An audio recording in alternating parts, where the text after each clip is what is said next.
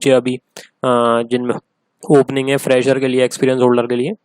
तो इसमें group discussion को लेके कुछ टिप्स होती हैं जो कि जीडी से पहले और जीडी के दौरान, यानी कि ड्यूरिंग द ग्रुप डिस्कशन, जो कि छोटी छोटी टिप्स हैं जो अगर आप इस्तेमाल करेंगे तो आपका जीडी बहुत अच्छा जाएगा और डेफिनेटली आपका सिलेक्शन होगा। और कुछ डूज एंड डोंट्स हैं जो आपको बहुत गौर करने हैं। तो इसीलिए जल्दी से शुरू करते हैं। जो पहला पॉइंट है वो है रिच कंटेंट। अगर आपको गुड सब्जेक्ट की नॉलेज है, ऐसा नहीं है कि आपकी जनरल नॉलेज बहुत अच्छी होनी चाहिए, आपके करंट अफेयर, आपको एक बेसिक आइडिया तो किसी टॉपिक का होना चाहिए, क्योंकि कभी कभार आपको टॉपिक इस तरीके से मिलते हैं जिसके बारे में आपको कोई आइडिया नहीं होता है। तो उस टाइम पे ज़्यादातर वैसे जीडी में ये होता है कि टॉपिक्स को लेकर भी ऑप्शन दिए जाते हैं कि आप डिफरेंट चार या पांच टॉपिक को लेकर आपको ऑप्शन दिया जा सकता है। लेकिन आपको उस पर डिपेंड नहीं रहना चाहिए, आपको यही रहना चाहिए कि आपको कोई भी टॉपिक मिले तो आप उसको किस तरीके से हैंडल कर सकें। तो ये कुछ पॉइंट हैं, आप बहुत ध्यान रखिएगा कि आपको वैरायटी ऑफ टॉपिक को लेकर इस तरीके से प्रिपेयर करना है कि आप सेंटेंसेस को हैंडल कर सकें। नेक्स्ट वीडियो में आपको मैं डिफरेंट सेंटेंसेस के साथ खेलना ही बताऊंगा कि आपको किस तरीके से स्टार्टिंग करनी है। आपकी नॉलेज के रिगार्डिंग भी अगर कोई टॉपिक नहीं है तो आप किस तरीके से उसमें भी अच्छे से अच्छा जीडी दे सकते हैं, दूसरों के पॉइंट्स का इस्तेमाल करके, अपने पॉइंट बना के। और आपको कॉपी नहीं करना है, मैं आपको वही बताऊंगा, सामने वाले को कॉपी नहीं करना है तो आप तुरंत एलिमिनेट हो जाएंगे। तो आपको वैरायटी ऑफ टॉपिक्स की थोड़ी थोड़ी नॉलेज तो लेनी पड़ेगी। और आप न्यूज़पेपर वगैरह, वैसे बेसिक नॉलेज हर किसी को होती है।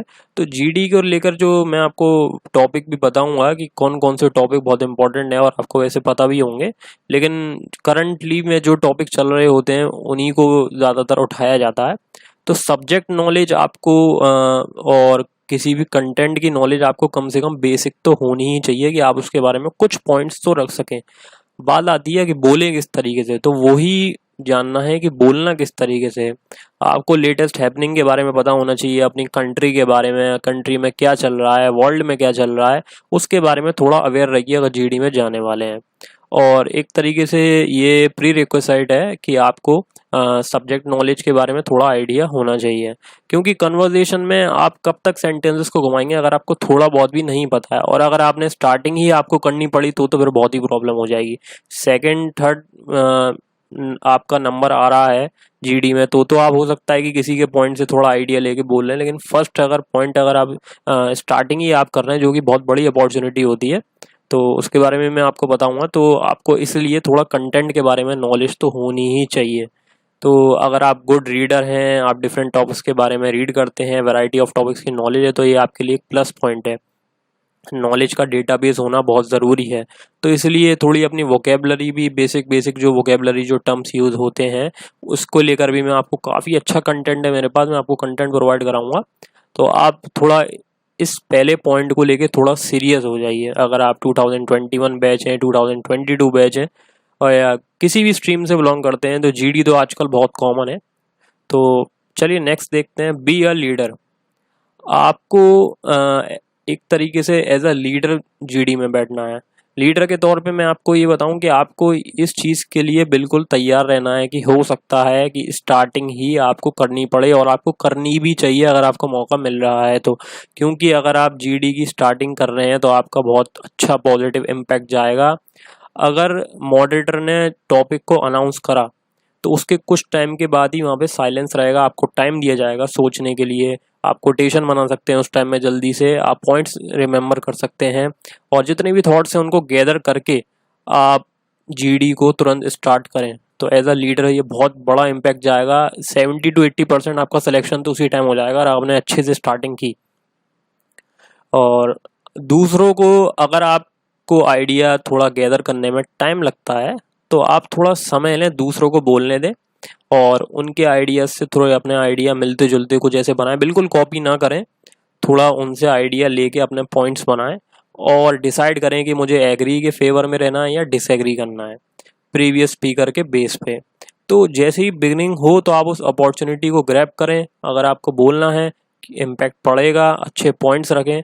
और अगर आप नहीं बोल पाएंगे स्टार्टिंग में तो एक नेगेटिव इफेक्ट भी पड़ सकता है, तो इसलिए सोच समझ के वो अपॉर्चुनिटी को ग्रैब करिएगा। तो ऐसा कोई नेसेसरी नहीं है कि आप पहले बोलें तो आपका जब ही सिलेक्शन होगा, ऐसा कुछ नहीं है। अगर आप तैयार हैं, आप टॉपिक से अवेयर हैं और आप बोलना चाहते हैं तो बोलिए, प्लस पॉइंट है, वरना ऐसा कुछ नहीं है। आप लास्ट में भी बोल रहा है तो ऐसा कुछ नहीं है कि उससे कुछ चीज़ मैटर करती है, लेकिन अगर जो फर्स्ट बोल रहा है उसका थोड़ा इम्पैक्ट पड़ता है, ये बात तो आपको माननी पड़ेगी। तो प्रीवियस स्पीकर के बेस पे अपने पॉइंट को किस तरीके से रखना है, तो ये भी मैं आपको अगले वीडियो में पूरा कन्वर्सेशन बताऊंगा जीडी के एग्जांपल्स के साथ, और आपको पूरा आइडिया दे दूंगा उसमें। मैं इसमें सिर्फ आपको पॉइंट बताना चाहता हूँ जो आपको दिमाग में रखने चाहिए। तो बी रेलिवेंट, अगर आप कोई पॉइंट रख रहे हैं तो उसके टू द पॉइंट रहिए। ऐसा नहीं है कि आप उसमें कुछ कंफ्यूजन क्रिएट कर रहे हैं, पहले कुछ बोल रहे हैं बाद में कुछ बोल रहे हैं, और आपने पहले एग्री कर रहे थे फिर एकदम से डिसएग्री करने लगे, और अपनी जो आइडियाज़ की लेंथ है उसको भी थोड़ा एक्सप्रेस जो कर रहे हैं आप, थोड़ा सेंटेंसेस की लेंथ पे भी ध्यान रखिए, और अदर स्पीकर के आइडिया को भी फॉलो कीजिए। और अगर आप दूसरे स्पीकर के आइडिया को बिल्कुल कॉपी करेंगे तो आपका एलिमिनेशन पक्का है। तो इस चक्कर में अपने पॉइंट रखिए, भले ही छोटा पॉइंट रखिए, कंफ्यूजन क्रिएट मत कीजिए वहाँ पे। और जैसे कहते हैं मच्छी बाजार मत बनाइए जीडी में, वो डिबेट नहीं है, ग्रुप डिस्कशन है। वहाँ पे अपने सिंपली पॉइंट रखिए, और अपने पॉइंट को फैक्ट्स एंड फिगर के साथ अगर एम्फेसाइज करेंगे तो वो बहुत अच्छी बात है। इससे ये पैनलिस्ट आपको ये गौर करेगा कि आपको उस टॉपिक के बारे में थोड़े फैक्ट्स एंड फिगर की नॉलेज है। तो ये पॉइंट भी बहुत इंपॉर्टेंट है, तो इसको दिमाग में रखिए। दूसरा है गुड लिसनर। अगर पैनलिस्ट कुछ कह रहे हैं उस टाइम पे, या आपको बीच में कभी कभार ऐसा होता है कि पैनलिस्ट रोक के कुछ एक्सप्लेन करने लगते हैं, उन्हें लगता है कुछ गलत चल रहा है और जो पार्टिसिपेंट्स हैं वो सही तरीके से जीडी में पार्टिसिपेट नहीं कर रहे हैं, तो उस टाइम पे अगर आपको कुछ बोला जा रहा है या कोई दूसरा पार्टिसिपेंट भी बोल रहा है, तो आप किस तरीके से सुन रहे हैं वो पैनलिस्ट बहुत केयरफुली ऑब्जर्व करते हैं कि किस तरीके से। तो आपको कुछ पॉइंट है वो आपको दिमाग में रखना है। अगर आप सिंपली सुन रहे हैं, कोई रिस्पॉन्स नहीं दे रहे हैं, तो उसका कोई फ़ायदा नहीं है। तो आपको करना क्या है कि जब आप बहुत ही केयरफुली सुन रहे हैं तो आपको सामने वाले को देख के इस तरीके का रिस्पॉन्स देना है, या स्पीकर जो है वो आपसे आई कांटेक्ट अगर मेंटेन कर रहा है तो आपको उसको एक्नॉलेज करना है बाय नोडिंग योर हेड। आपको इस तरीके से एक्नॉलेज करना है कि हाँ, आप उसकी बातों को बहुत केयरफुली सुन रहे हैं, ताकि स्पीकर भी अवेयर रहे कि लिसनर जो है वो मेरी बातों को सुन रहा है और फुल्ली अटेंशन पे कर रहा है। तो ये जो एक्ट है ये शो करता है कि आप एक एक्टिव पार्टिसिपेंट हैं डिस्कशन में। ये नहीं कि आप कहीं और देख रहे हैं, सुन भली रहे हैं पर आप इधर उधर देख रहे हैं कि मेरा नंबर आएगा, मैं तो जब बोलूँगा ऐसे ही बोल रहा है, बोलने दो। ऐसा नहीं होना चाहिए।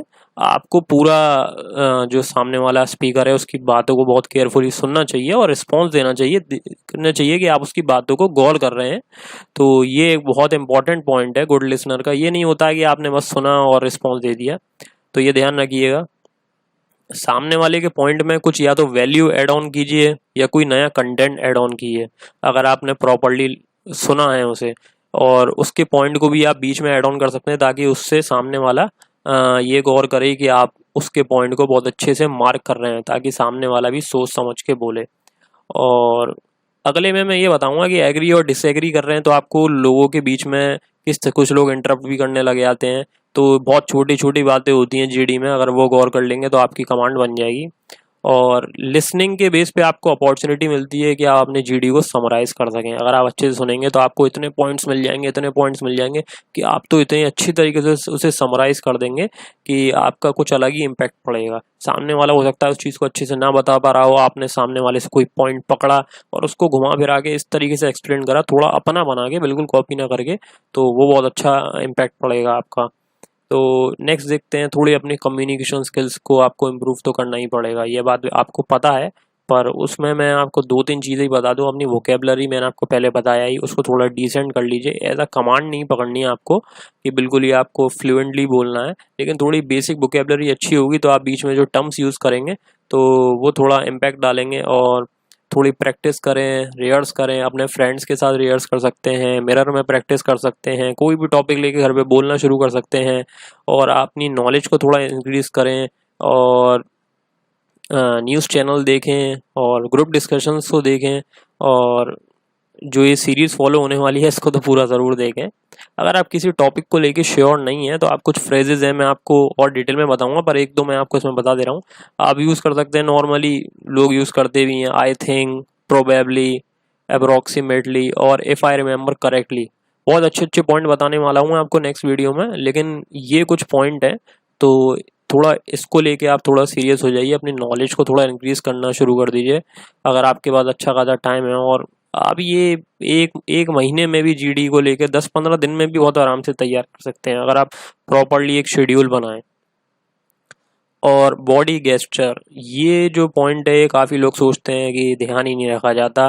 बॉडी गेस्चर बहुत इंपॉर्टेंट टूल है। पैनलिस्ट आपको ऑब्जर्व करता है आप किस तरीके से बैठे हुए हैं, कैसे रिएक्ट कर रहे हैं पूरे डिस्कशन में।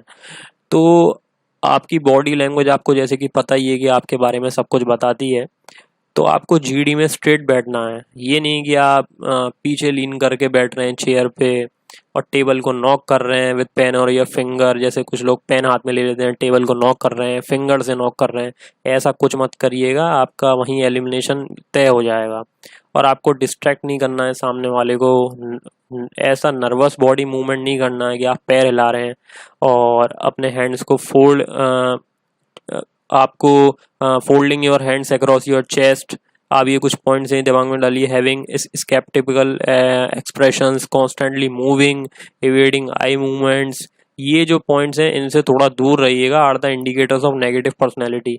या अपने हाथों को चेस्ट के ऊपर यूँ क्रॉस करके फोल्ड करके बैठ गए हैं, ठीक है, कॉन्स्टेंटली मूविंग कर रहे हैं, इधर उधर घूम रहे हैं, बस यूँ यूँ करके अपनी बॉडी को मूव कर रहे हैं, आई मूवमेंट्स को एक इधर उधर घुमा रहे हैं, मैंने जैसे आपको बताया था इधर उधर देख रहे हैं। तो ये छोटे छोटे पॉइंट होते हैं, आपको थोड़ा डिसेंट होके बैठना है वहाँ पे और सीधे बैठिए, स्ट्रेट बैठिए और सामने वाले को प्रॉपरली सुनिए। तो बॉडी गेस्चर भी इंपॉर्टेंट पॉइंट है। एग्रेसिव मूव नहीं करना है, सामने वाले को इंटरप्ट करके आप एकदम एग्रेसिवली, कोई डिबेट नहीं है, डिबेट में भी इस तरीके से एक्ट नहीं कराया जा सकता है कि आप सामने वाले के पॉइंट, आपको अगर आप उससे एग्री नहीं कर रहे हैं तो आप जब अपना पॉइंट रख रहे हैं तो आप इस तरीके से एग्रेसिव, आपकी जो वॉइस है वो ऐसे एग्रेसिव तौर पे आ रही है कि आप जैसे शाउट कर रहे हो। तो इस तरीके की कोई चीज़ मत कीजिएगा, ये अप्रिशिएट नहीं की जाएगी। तो इस चीज़ों से केयरफुल रहिए और आपका वरना एलिमिनेशन हो ही जाएगा फिर तो।